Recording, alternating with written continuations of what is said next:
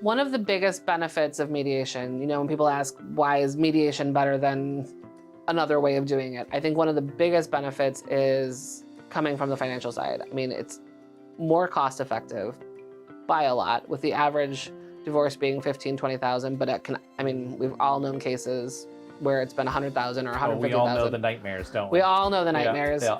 And I think as we were looking at our books, the most expensive case we had last year was around $7,000. And that was a high conflict one. That was it. That was the top for us. But not just controlling the cost of the mediation itself, but going into your divorce with a complete picture of your finances, the transparency of everything on the table. You know about all the accounts, you know about all the debts, you know about, we talk about taxes, we talk about, retirement accounts, as opposed to, I have a client who's going through a litigated divorce who I'm helping on the financial side. She just gets settlement offers of, $48,000.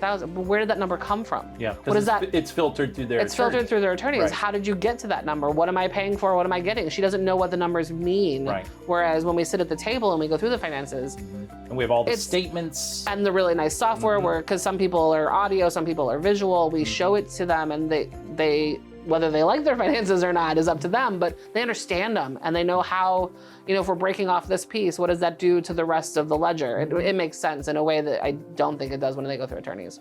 No, I totally agree. And sometimes, every client is a little bit different. I had clients one time that didn't even know what accounts they had open. Yeah. They ended up printing up a credit report, a free credit report, only to find out that there were still accounts open with balances that they didn't even know existed anymore. They had no idea that, and that was a helpful conversation by getting that information. The other benefits that I like to talk to my clients about is just moving forward after the divorce, right? They're creating an agreement that works what's best for their family. They're also in that agreement, they're talking about, okay, what happens if we don't agree? How are we going to resolve that? Does it mean coming back to mediation in that case? Statistics show that 80% of mediated agreements never see the light of day in court. So most mediated agreements are followed because they have skin in the game. Because they created it. Yeah. Exactly. They created it, right? So it's easier to follow something that you draft versus somebody that drafts or orders something for you. None of us like being told what to do, especially when it comes to our own families.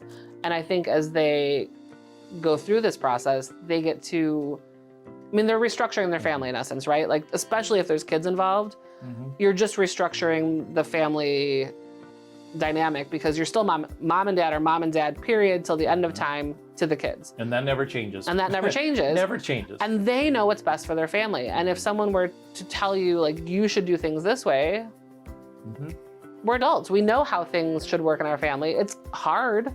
I'm not saying it's not hard when you go through a divorce and you're not going to be with your kids every single minute of every single day, but you know what's going to work and what's not going to work. And the nice thing about moving forward is we're helping people heal in this process. It's not therapy. Oftentimes people will say, wow, this is kind of like therapy. Therapy helps fix things in your past. We help address things moving forward. Mediation is a future-focused process. So that's one of the benefits of mediation, because we're helping you pave those roads moving forward so that you've healed a little bit on some of the conflict through this process, and you're able to have a new relationship as co-parents, as partners moving forward, so that you have a better idea of what you want, what's going to work for you, your family, your kids, right? And you're working together, because like you said, nothing ever changes the fact that you are still a family. You're still mom, you're still dad. It's just a little bit different, and we help clients pave those roads. It's not uncommon, and you've seen it too, that one person wants to drive. There's 100 different ways that you could drive from here to Chicago, right? Yeah. But ultimately, at the end of the day, you're still gonna get to Chicago. We're just helping them navigate those roads so that they're ultimately getting to the same objective, to the same goal.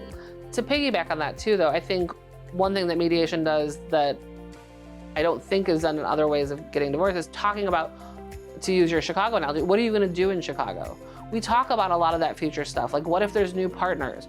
What does high school look like? What does college look like? What are, cell phones and extracurriculars like? So the more that we can talk about here, the fewer potholes you're gonna hit in the future, so that you don't end up with well, we never talked about this, or how do we handle this? And that's a good point, because in mediation, people are often, and in divorce, I should say, people are often stuck in their current moment, Yeah. right? They're in an emotional place. They're kind of stuck. But the nice thing about when we ask those difficult questions, the what ifs, Yeah. they're not thinking of those things. They're still in now. We're saying, okay, 5 years from now, 10 years from now, what does this look like? That gets them to think and problem solve together already, which is just setting them up for success moving forward. Agreed.